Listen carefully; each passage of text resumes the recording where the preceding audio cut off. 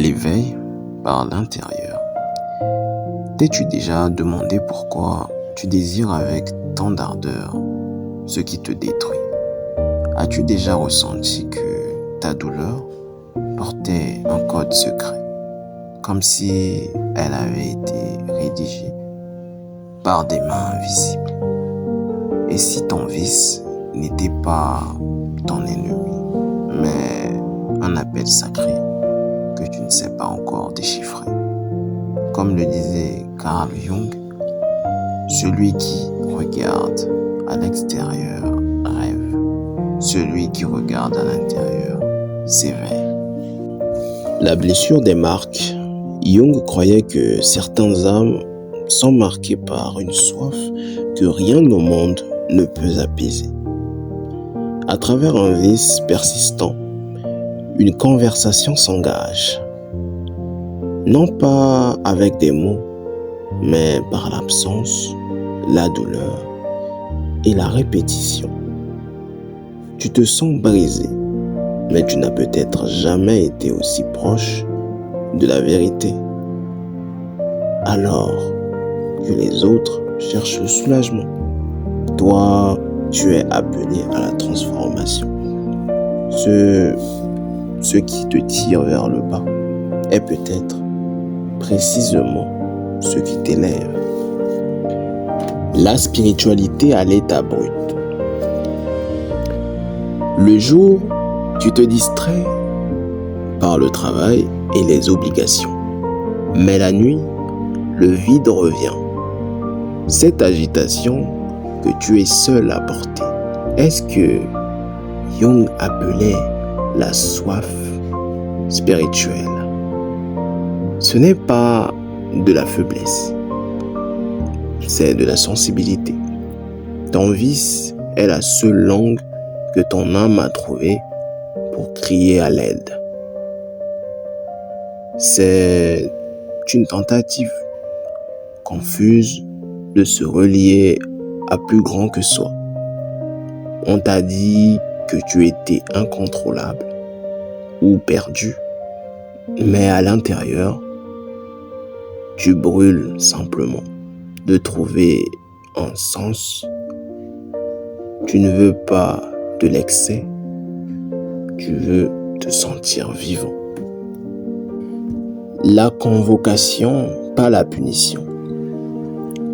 L'éveil n'a rien de poétique, il est chaotique. Il est toi, nu devant le miroir. Il est plus facile de dormir et de se cacher derrière ses habitudes. Pourtant, l'appel ne disparaît pas. Il se déguise en rechute ou en anxiété. Tu n'es pas puni, tu es convoqué. Jung avait fait graver chez lui un message. Appelé ou non, Dieu sera présent. Il est arrivé toujours dans le silence après la chute, dans la nausée après le plaisir. Ta douleur n'est pas un problème, c'est une boussole, le modèle de transformation. Si tu te sens bloqué malgré tes efforts, sache que ce n'est pas un hasard. Il existe un modèle de transformation mentale utilisé depuis des siècles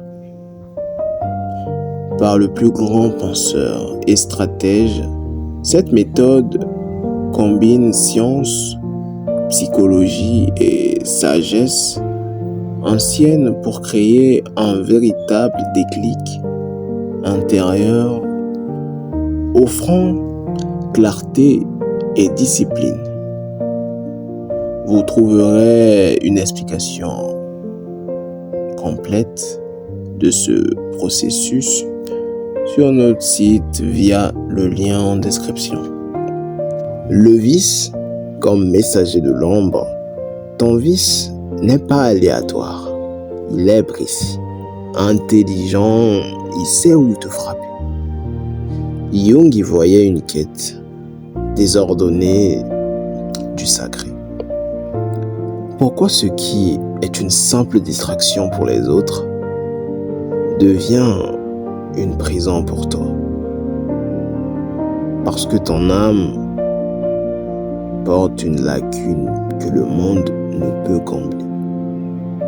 Tu essayes de toucher le transcendant avec les mains sales de la matière.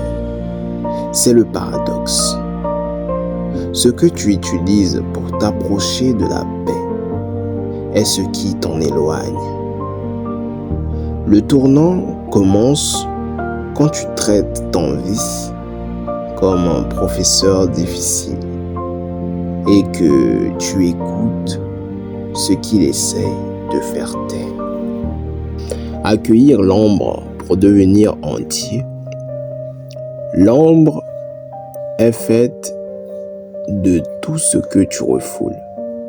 Tes pulsions, tes hontes, tes peurs, elles finissent toujours par se manifester.